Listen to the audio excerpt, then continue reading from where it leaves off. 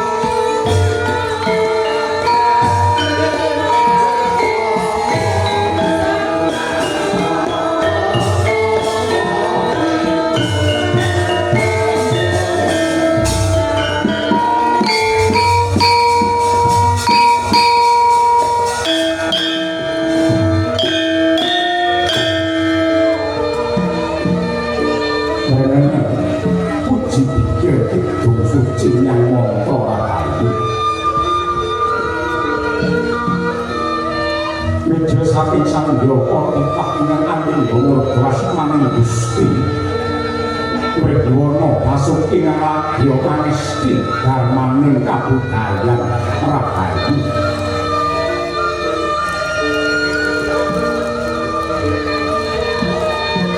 minangka bebukaning Pandha harus tinggal ana desa Banjardawa papan jembar Sarwabaya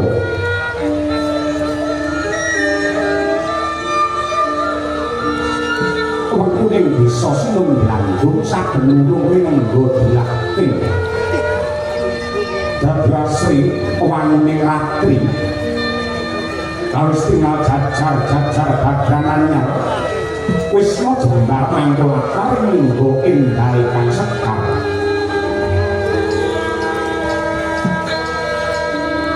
pekarangan kebon Kinagar Danon naratas benelah wenganing gapura sing ora piwulang mulaksarira hangrasa wani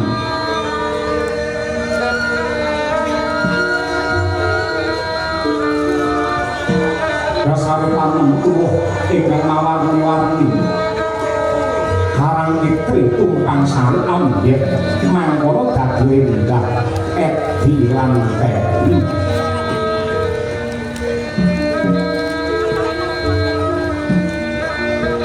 sumbering toya bening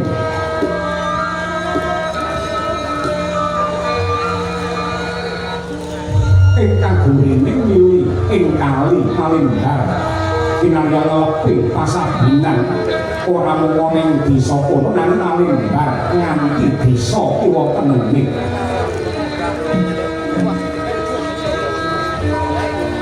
grojogan kancur ingkang tinalang pring kinarya sesuci diri tumraping para kawula ingkang ngambah marang Gusti kang Maha Suci Bagus sekawan injang kumandang sumbeling tawang wijil saking sala sembahyang ngajak pring para kawula sujud pring Gusti kang Maha Wenang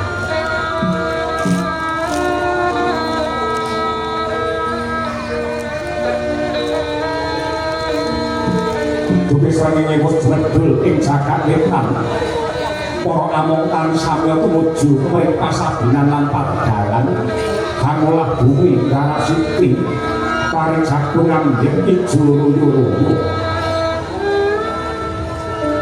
wancine pandan para kawula kawis tinggal bagya mulya sigra nunjukaken rasa syukur marang Pangeran kanthi nindakake adat lan budaya sedekah bumi bumi bersih desa saya ngrembaka pratandhane lamun kaya kawula kono guyub rukun urip makmur kerta lan raharja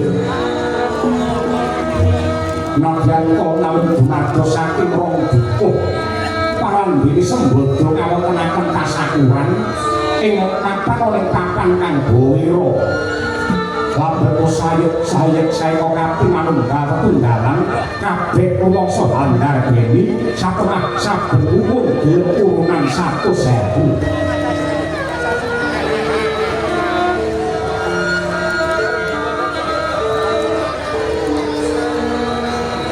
Pramila Semar Badranaya anane amung mili saka mangestune dhumateng sedyane para kawula ingkang remen dhumateng kabudayan sing mun gelaring budaya yekti para kawula parandene yektine lumrahe melu matane liyane kabeh do gelem. Ayo manten jenjang permanen awet pinter iki ora Badranaya kang wis rambah kaping pindho den pilih dening para kawula. Dengan putra tapi konon nggih ora bareng besok iki waktu bagong. Printen dalu kang sasunan kedadak. Ratu Pratani satriya para putra-putra Pandhawa mijil saking kahrangan Arga Dawa inggih Bambang Sanghyang Majane Raden Arjuna. Dalam kantun putra Indradipati Atmajane Raden Werkudara yang kasih Raden Antasena. Mangkono yesa masih doanan Brahma sang Bendara kekalih.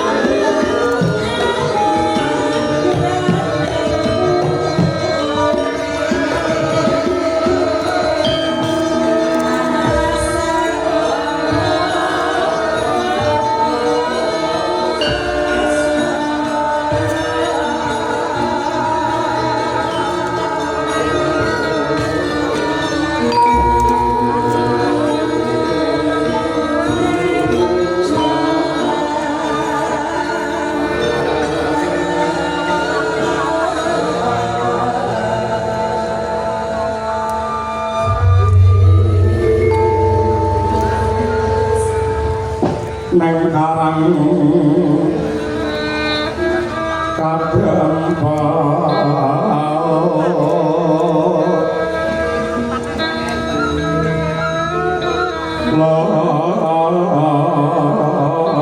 dan kiura semar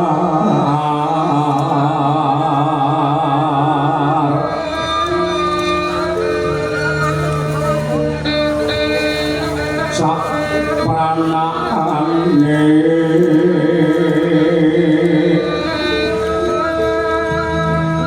mulat kebon kegalan aren-aren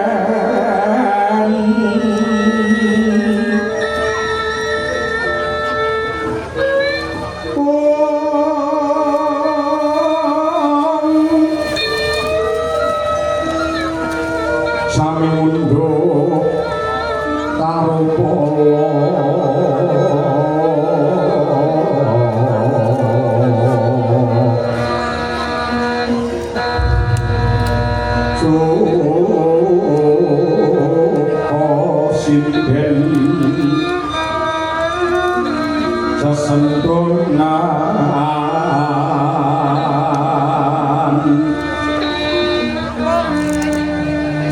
sarwi joget genti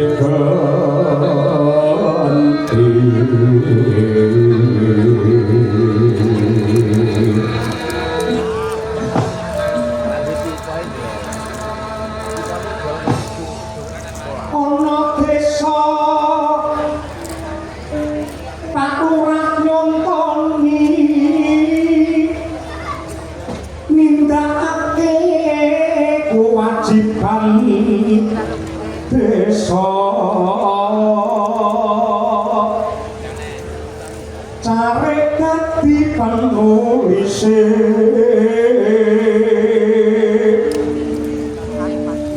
Babayan perintah dawuh njur Mbah Mudin munta wong mati Jogabaya mrekaman Jaga Tirta iku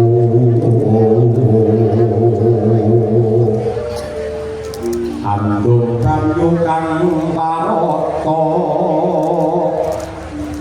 kami tuwa pangayom sangya prodase RT RW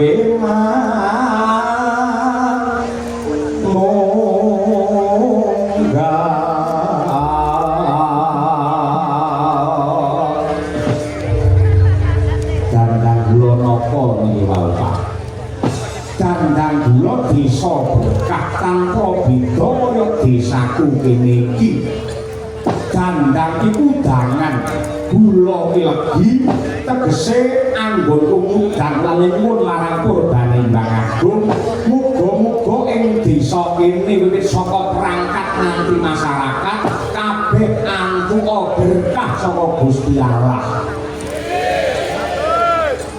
Aja nganti dadi desa sing bubrah. Wonten dandang bilane enek. Desa bubrah bayang nyambi lantik. Jogabaya ndekemi mbok rondo. Tarik kaki penulise Mbah Mudin Blandar Dagu pacare ngedhekke korupsi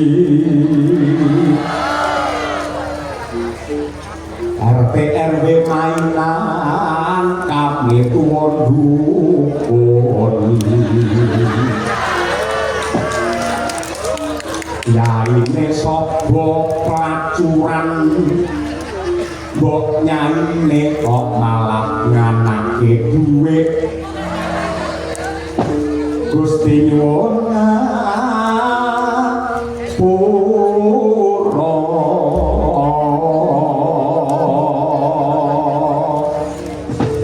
kula mboten nyemoni sinten-sinten mboten kritik sinten-sinten lahir batin kula mboten kritik sinten-sinten ewadine kok lakoni berarti atine dipodhe nggih kok mboten lur kowe iki bali ben lagu pisan bae kok muni sing ora-ora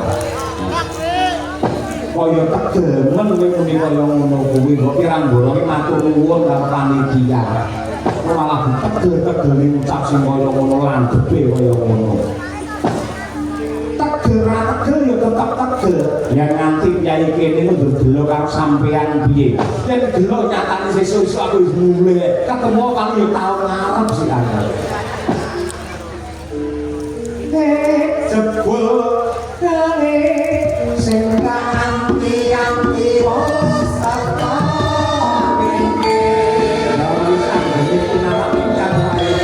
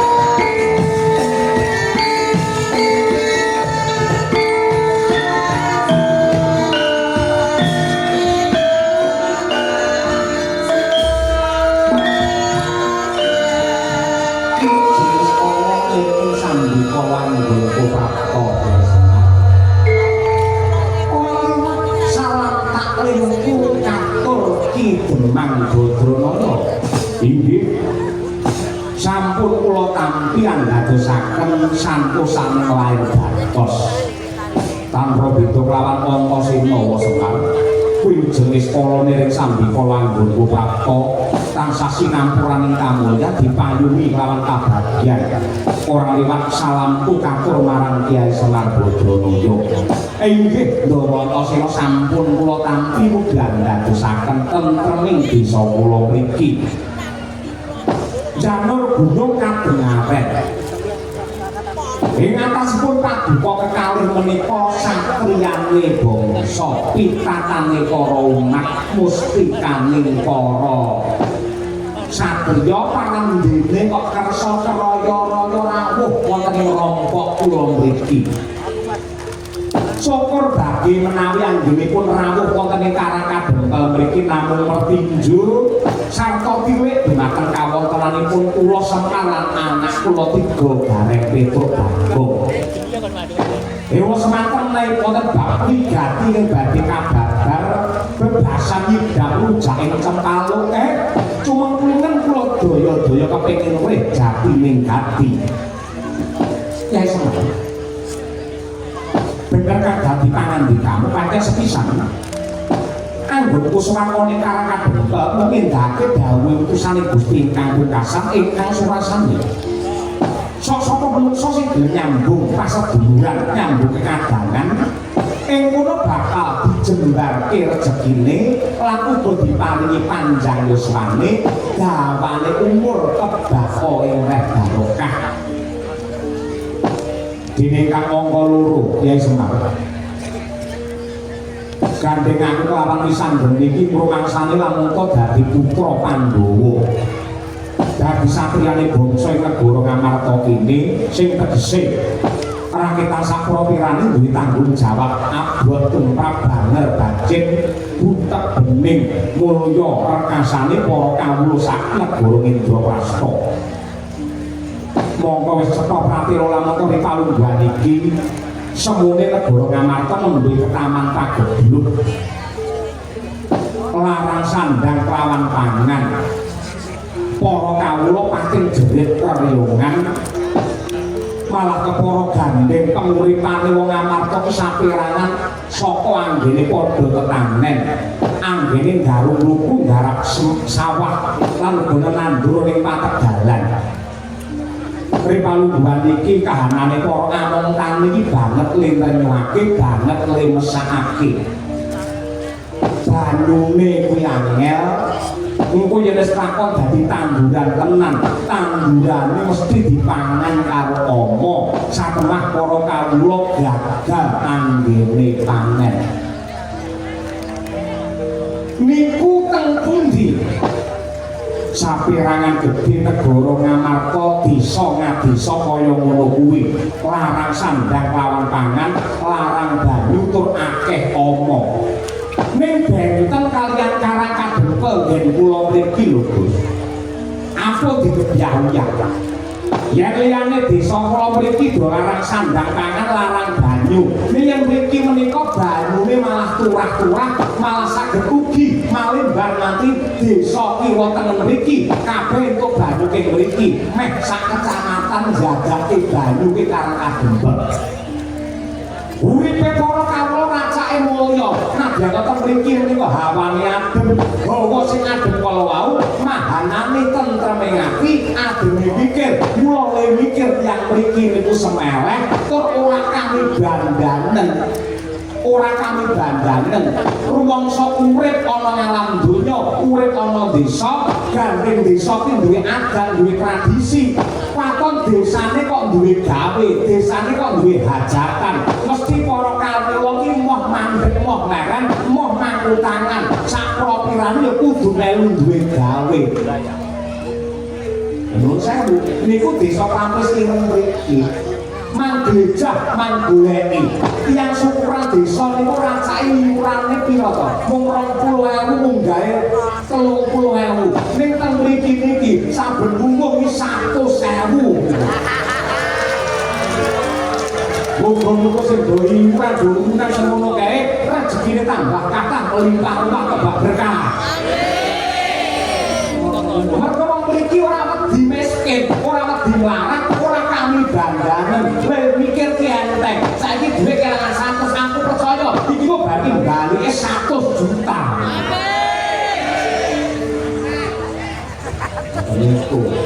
Dadi kudu duwe kapitayan sing jenenge wong dono dia, wong amal, wong sedekah niku ora bakal lokak ning parandene saya kebak ora mutah parandene tambah mutuh. Nang kitane mawon tahun niki gelem gelar budaya kaya ngeten niki. Tahun ngarep wayangan melih, kowe urunan ben wong 500 niku kan.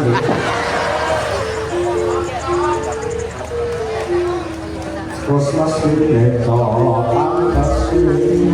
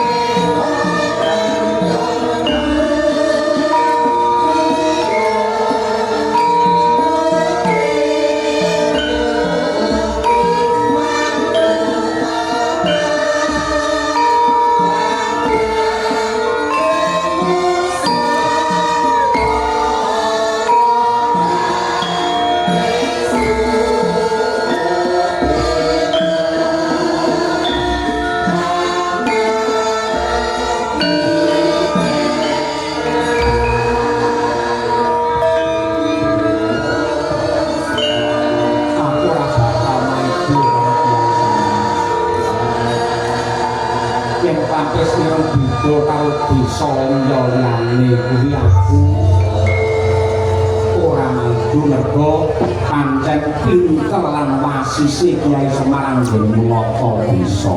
Sing pinter menika sapa? Kula niki mboten pinter. Sing pinter ya kabeh para kawula niki. Wong desa utawa perangkat niku teng mriki mung manut piye karepe para kawula. Ngoten niku. Ning kawulane ya sembodo, upamane diusul ngenten-ngenten iki kawula ya gelem kurban. Lah niku apike teng mriku niku dadi kawula dadi rakyat aja mung iso nyacat karo maido karo pejabat desa. Yen wani usul ya kudu wani rakyat lan niku sing apik teng mriku. Yo. Kula kang mangkon ngono sewu. Yen sak liyane karang adempel, sak liyane Klampis Ireng isi akeh desa-desa sing uripe para kawulane padha rekoso. Kaya sing dak aturake ngarep mau, larang sandang lawan pangan. Panene mesti gagal mergo tansah dipangan karo ama. Gandeng panjenengan iki Kyai Sepuh, Kyai Semar. Panjenengan iki wong tuwa sing kudu kena tinuwa lan tinuwi-tuwi, wong tuwa sing kena kanggo paugeran, wong tuwa sing kena kanggo gundelan. Mula rakitan mung seklimah para bagi paringa dawuh ngamarta nek kaya ngene iki sebabe apa lan seranane desa-desa liyane Klampis Ireng ben kaya Klampis Ireng iki carane piye. Nuwun sewu nggih. Kula tak nderek matur klungsu-klungsu Semar tak melu dunadya kucem-kucem diraupi kula tak melu usul. Menapa sebabipun saperangan ageng negari Ngamarta niku ripalungguhan samangke ke Taman Pagebluk, ke Taman Prihatin. wong desa uripe padha rekoso merga larangi tangan kala wau. Merga sakmangke wong Ngamarta niku akeh-akehe do lali karo jati dirine. Do lali karo adate, do lali karo budayane.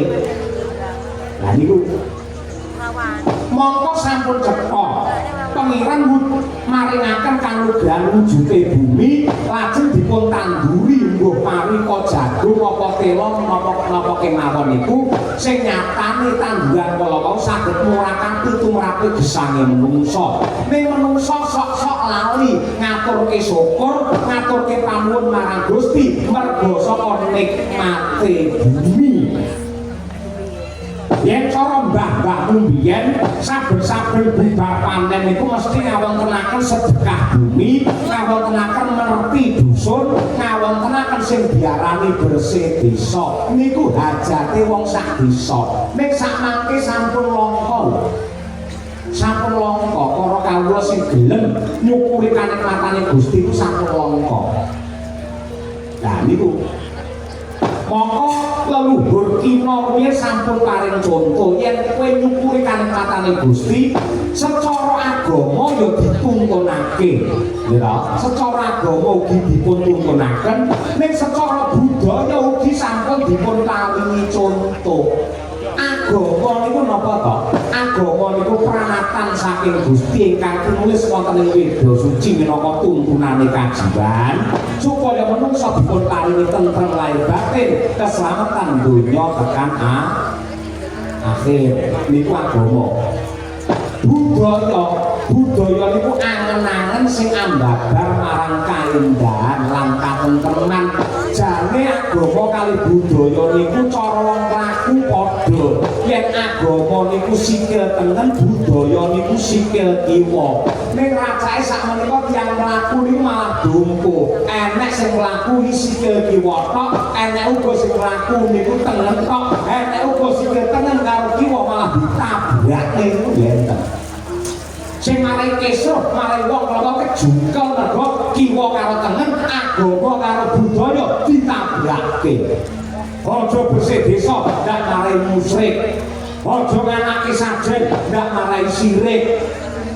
Nyajeni demit. Lah sakniki monggo to dinalar jamane wis maju ngene lho. Kok iso sajen nyajeni demit iki tegese piye? Kula tak takon. Demit pundi sing dolan kali gedang raja iki demit pundi? Niku sing dolan iki bangsane danyang. Danyang niku enten danyang katon kalau mboten katon. Lah sing dolan gedang niku danyang katon. Danyang sapa to? Sing donyang yo kok sing lenggah sak lapangane danyange lantas mriki. Oh, inggih dewantas nomakaken. Nah, nuwun sewu. Sajen.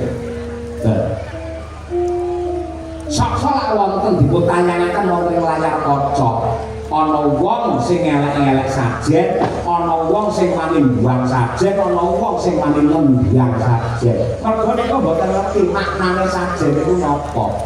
Sajen niku penyajian, penyajian iku unjuk rasa, unjuk rasane sapa, unjuk rasane menungsa kaliyan Gusti ingkang nyipta jagat, ingkang peparing wujudipun kanugrahan, kala gumandul, kala kasimpar, kala wijo, kala kapendhem lan liya-liyane niku dinumpukke dadi siji, lajeng ngaturke panuwun kaliyan Gusti kanthi ucapan, "Duh Gusti kula ngaturaken panuwun menika sedaya peparing paduka ingkang nyatanipun murakaken tumrape gesang kawula."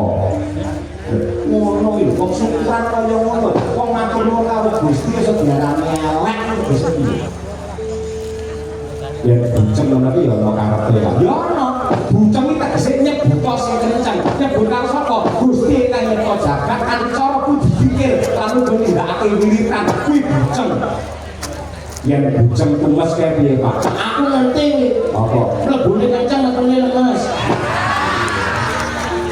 Lah kok ngomong pisan lambene elek.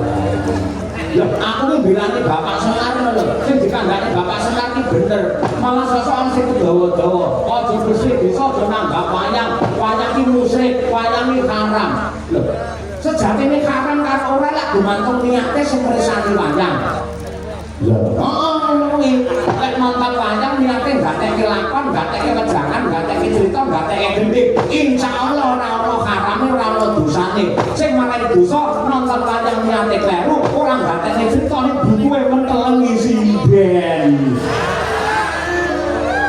Sing rene bukuhe Nyawang Sinden wong teko. Jan sak lapangan. Nek Nyawang Sinden apa ya dosa? Urung karuan dosa lho, Tru. Yen Nyawang Sinden dibarengi karo rasa syukur. Ya Allah, menika paduka nyetakaken wujudi paranggone Kristus ing wati ing semantenipun sae-sae. Ya Allah, ngredo endah Gusti sedal menika. Nek dibarengi rasa syukur ora ana harame. Tur Nyawang Sinden pun sewu ya. Survei membuktikan awake dhewe rasa munafik. Awake dhewe rasa seneng suci. Mbuh salah, mbuh ponorogo, mbuh jaten, mbuh wates kene pisan. Wong lanang mbuh nom, mbuh tuwa, Nyawang Sinden nek nganti ora tertarik, wajib dipresakne. Umuman iki. Wong lanang ora tuwa, ora nom, Nyawang Sinden ayu nek ora tertarik, wajib dipresak. Ning ya kuwi dibarengi karo gedene rasa syukur kuwi. Nah, kula lajengaken anggih kula matur. Jenengan presa napa boten bilih simbole kesuburan? Dewi Sri sampun oncak saking negari Ngamarta pun presa derek. Ngomongake padha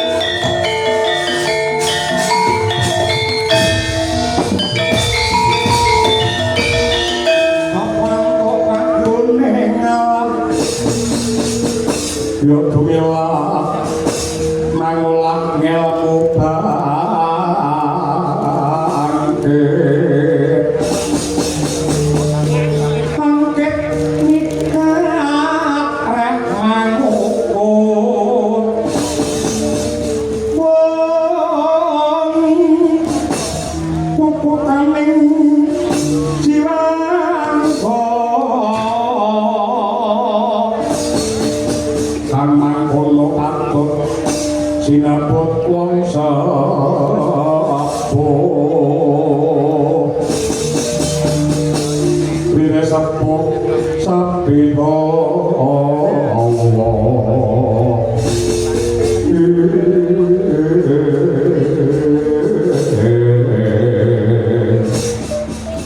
bangun pura kencana kira-kira yen Lurah Semar pengen bangun pura kencana para nom-noman amarta kados jenengan kersa ning kuyung napa mboten wakon gegayuane Wabadranaya kuwi suci luhur lan becik mesti wae Antasena sakadang ning kuyung kasih Kyai Semar mengapa kuyung prisa maknane tegese bangun pura kencana iki piye ya bangun pura kencana bangun sampun ngarani pura niku lawang gedhe kencana niku emas kula badhe ndadosaken karang kadengkel mriki papan kangge srana kumpule para nom-noman nggih kumpule para nom-noman kumpule para kawula sing duwe panggayuh padha nenggih pura kencana gegayuhanipun kepengin buka lawan gedhe supaya wong Amarta bisa mapan ning jaman keemasan utawi kencana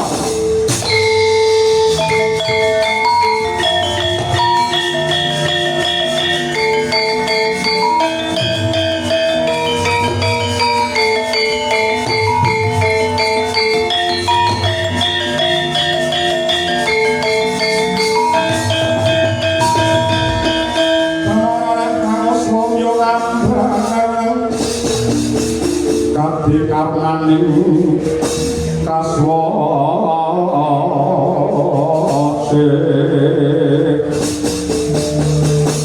kaneng marga memalakum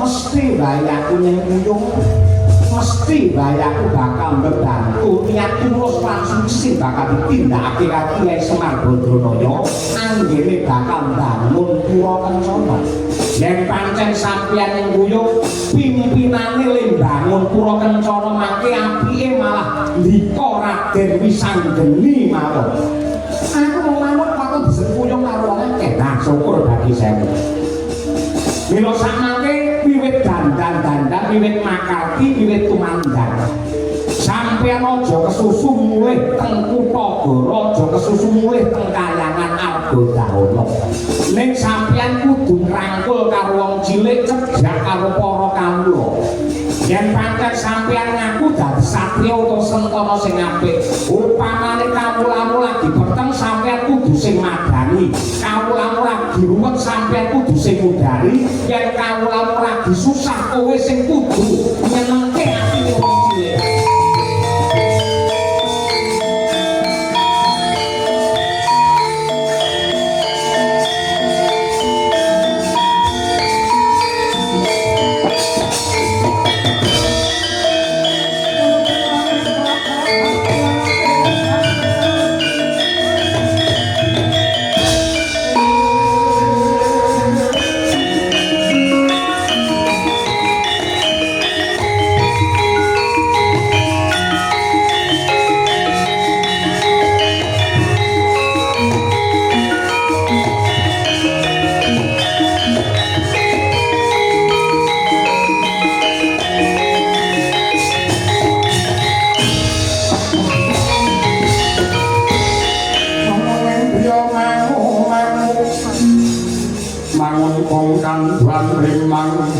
leno tanpa kanin yen aku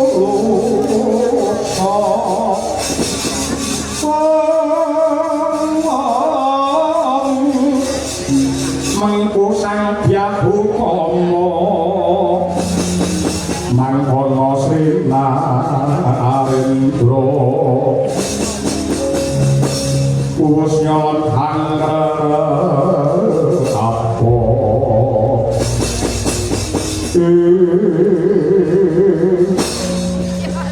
iki nitik sandangane cetha lamunta iki lurah utawa denang para gaki sajarwa kowe denang sapa inggih Kyai Semar dipun tepangaken kula denang saking dadapan nami kula pun munaji guru cilik kaya ngene dadi lurah nggih rong periode lho kula ning tak samang kowe kok tawang-tawang tangis kaya sedih napa ngaturaken ketiwasan wonten desa kula dadapan geger salebetipun para kawula niku do tangisan para tani niku gagal anggene panen merga dipangan kali wereng dipangan omok malah sak menika teng sawah niku wonten wujudan buta sing ndase celeng rusak tandurane para kawula dadapan pripun menika Kyai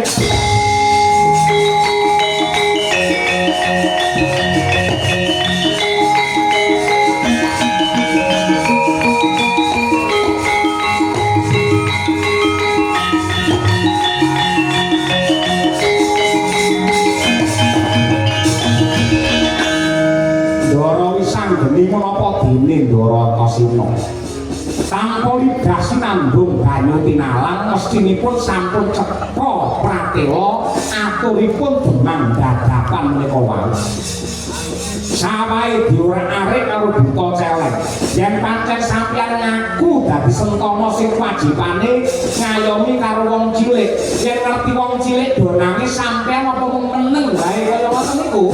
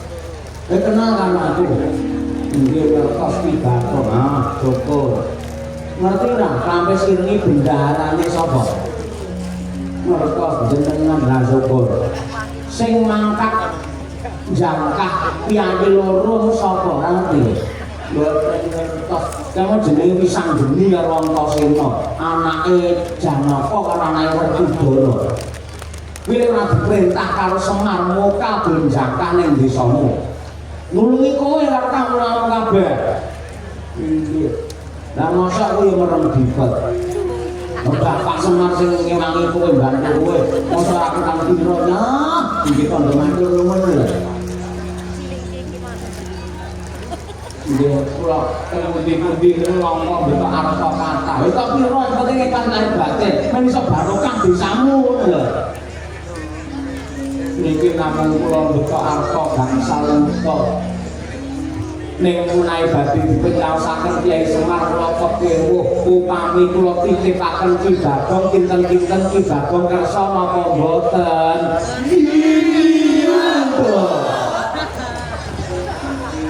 Ning kula mboten gawa amplop. Anu ning ndi amplop? Asline kula ngarep. Tak gawa ngalor ngidul. Jadi kalau streaming telu nanti tak buka kabeh nang kamar mandi tak sudo seket-seket. Yon, ya, nang kita ya. Aku enggak gawe namung iki. Ora masalah. Ora kudu akeh sing penting ikhlas lho. Berkenal yang bisa mendadakan biasanya bersih desa di apa sing ragate lurahe karo Bu ADD. Wong kene doliuran satu-satu sing elok lho. Kudu dimatur ngono, kelangan duit 5 juta udah susah. Boten ikhlas kalau ngono, ono.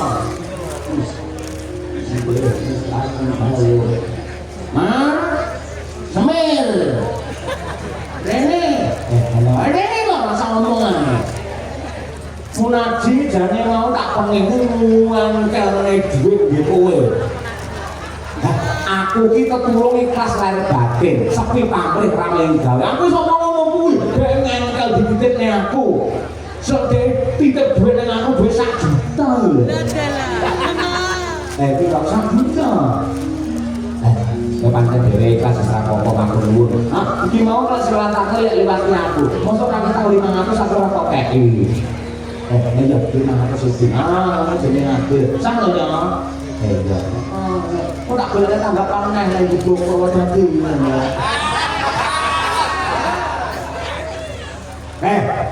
Lurah ngaji kok dadak repot-repot ngene ngopo. Aku ketulungi lahir batin, bantu lahir batin. Terus sing makarti dudu aku. Sing makarti mung ndoroto sira wis sandeni.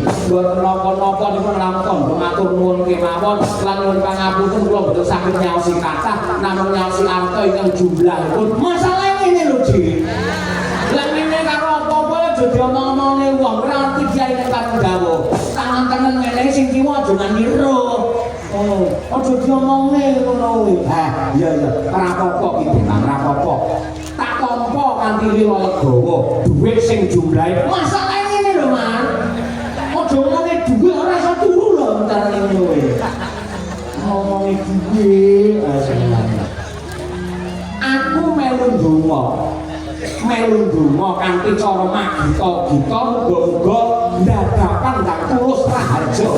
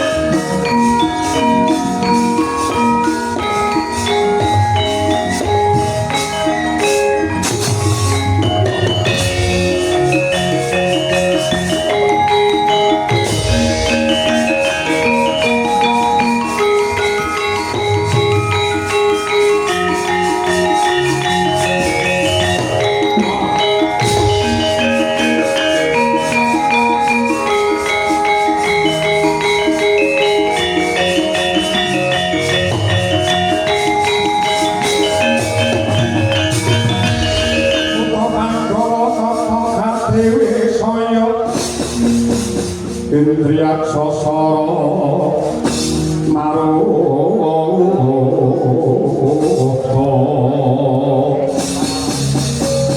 awana bana margana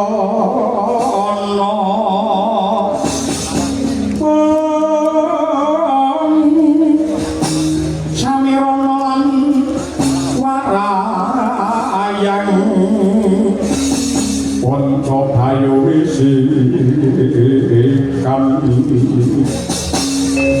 wisikan gulingan limo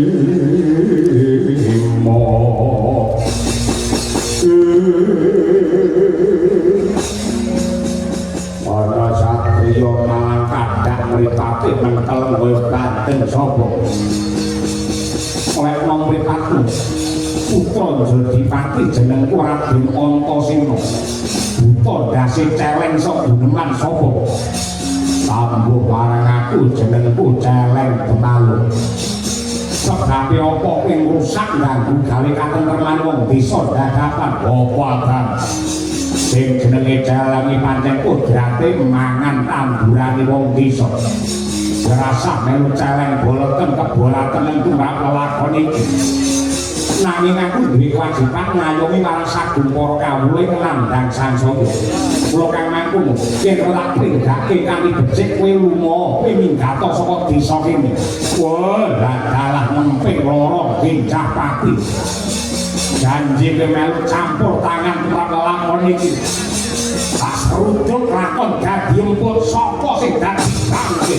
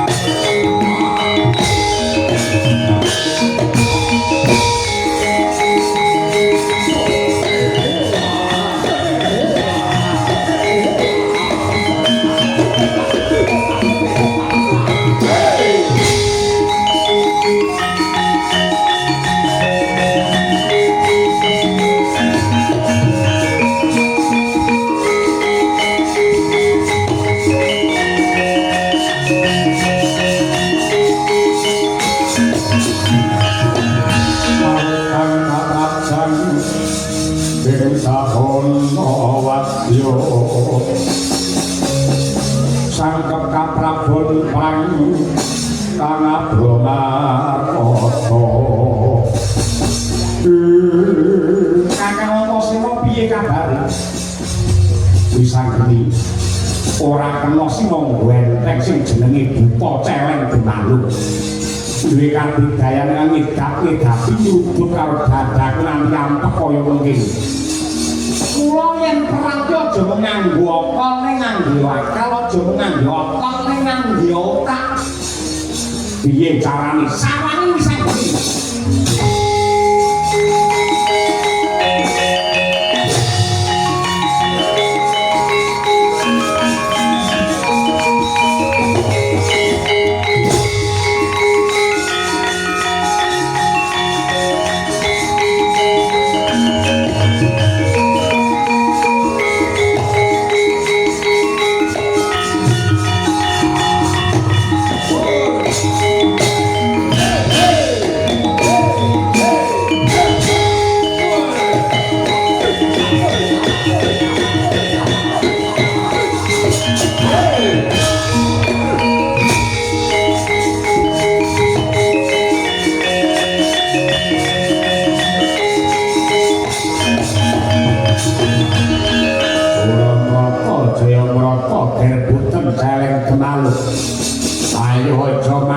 siji loro lebu para satriya ngamarta aku ora gigrik apa meneh dedekmu ora sepira lakon tak glundhungi remuk dadi glebung wae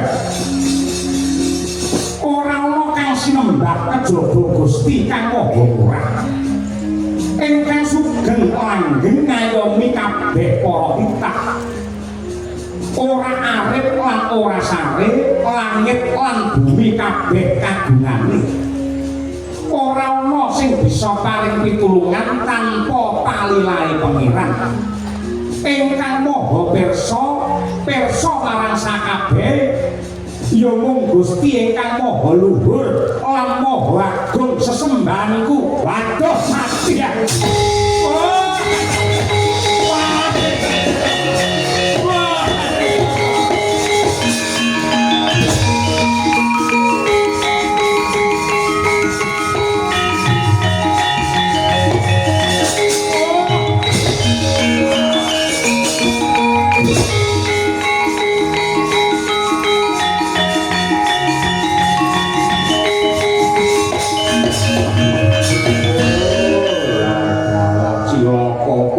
musuh donga ngene iki sing atase bocah umure rong sepira parandene ngalor ngidul ngantongi ayat kursi bocah ora ora lunga tamburu awakku ambyar dadian bali ning Gunung Cumbri maturna sesembahanku Gusti Tikus Jinodha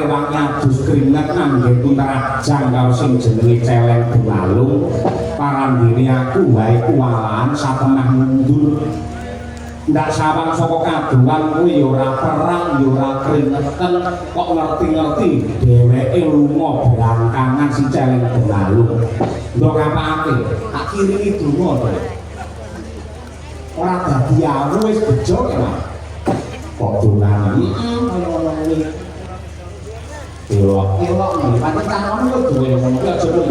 Ngendel-ngendelake anggene Bantayuda, ngendel-ngendelake anggene peperangan, gunakake kerusan. Ning ilmu kebatinan ya kudu dienggo.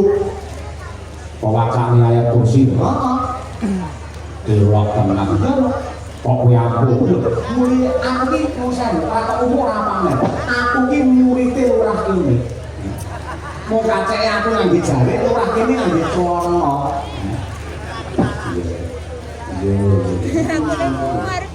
Dadi apa-apa iki karae donga. Menungso iki aja nganti kliwat siji donga, loro budidaya. Pira perkara kudu ditindakake. Iya. Lah banjur kalungguhan iki anggene bakal nyuyung marang kersane Kyai Semar nggone mbangun kula kencana piye. Ora mung wisanggeni kelawan Kakang Antasena sing makarti ning kabeh para putra-putra Pandhawa kudu dirangkul wiwit saka Kakang Antaja, Kakang Gatot, Kakang Mas Abimanyu lan sakabeh kudu nguyung-nguyung anyeng kuyung marang lekase Kyai Semar nggone terus mbangun kula kencana. Iya, yen pancen kaya ngono, prayoga para putra-putra Pandhawa dikumpulake oleh Karangabempel.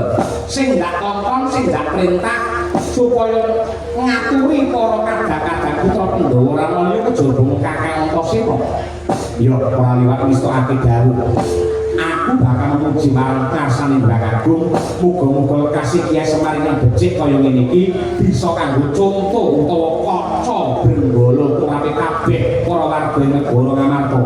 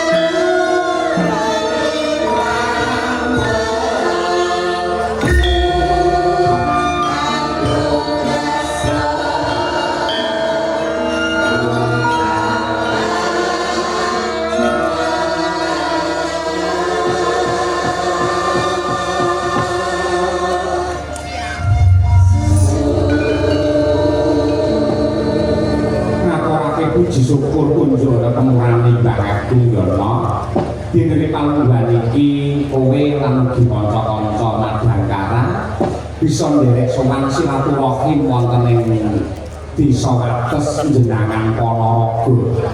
Iya, dalam rangka bersih desa ya Pak.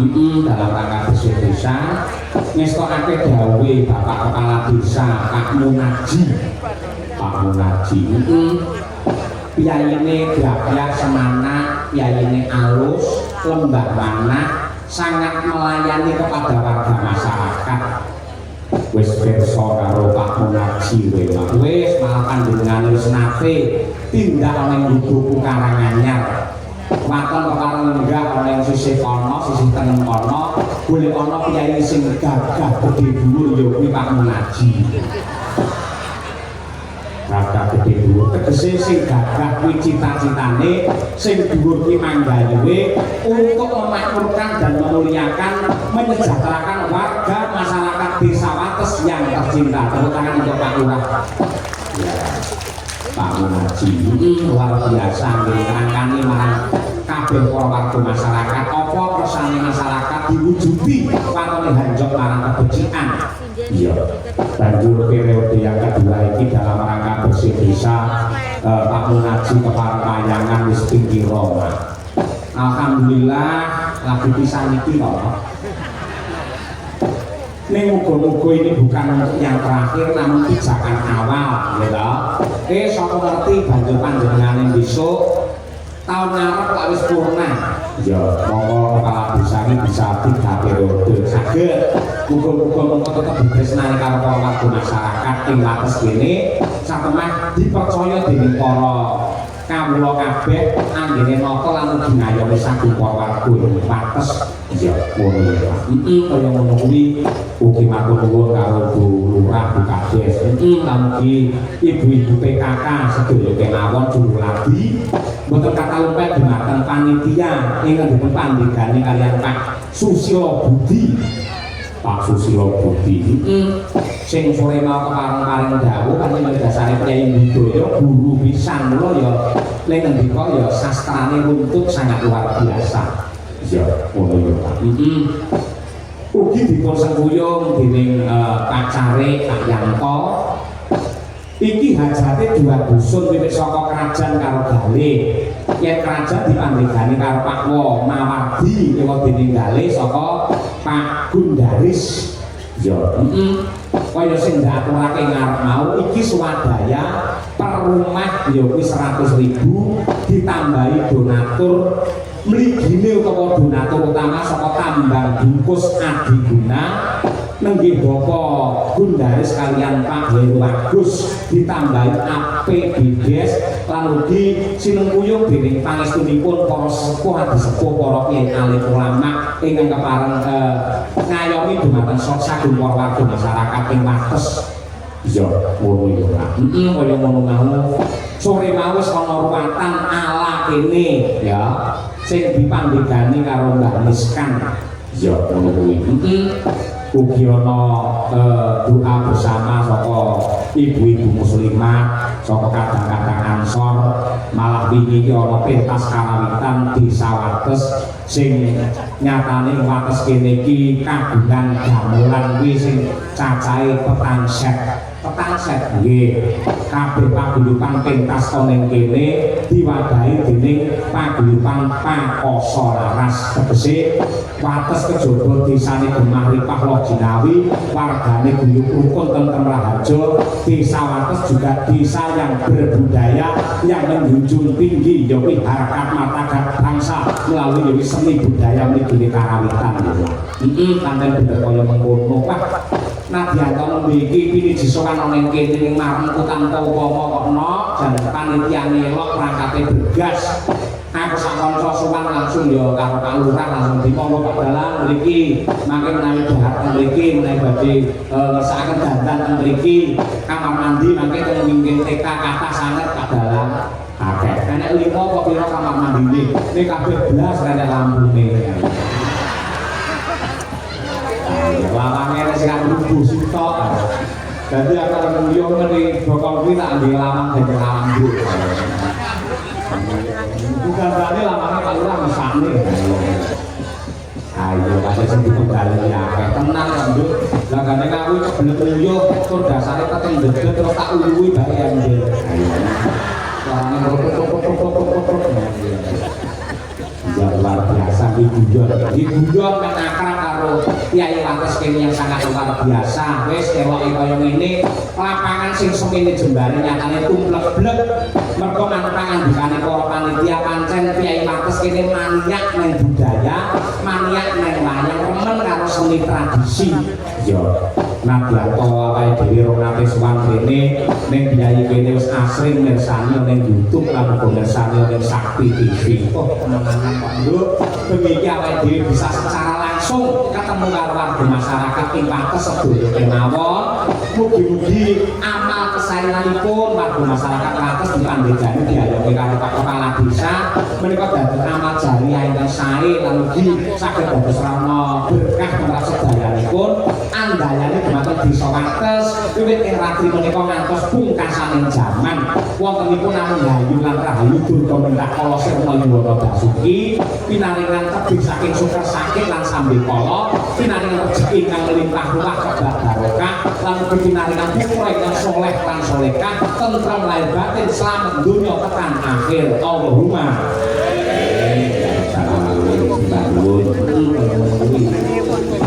ini akeh pamundhut ya Pak. Ing mene wektu Nduk. Mergo niku ya ana bintang tamune yaiku Mas Bareng kacitan karo Mbak Eka Kebuget. Iki diwaca dhisik salah siji dhisik ya Pak. Saking Mbak Susilo AS. Nah iki ya katur dhumateng Pidalang Cahya Kuntabi. Assalamualaikum warahmatullahi wabarakatuh. Waalaikumsalam. Gending Podha Kuning Sri Bening.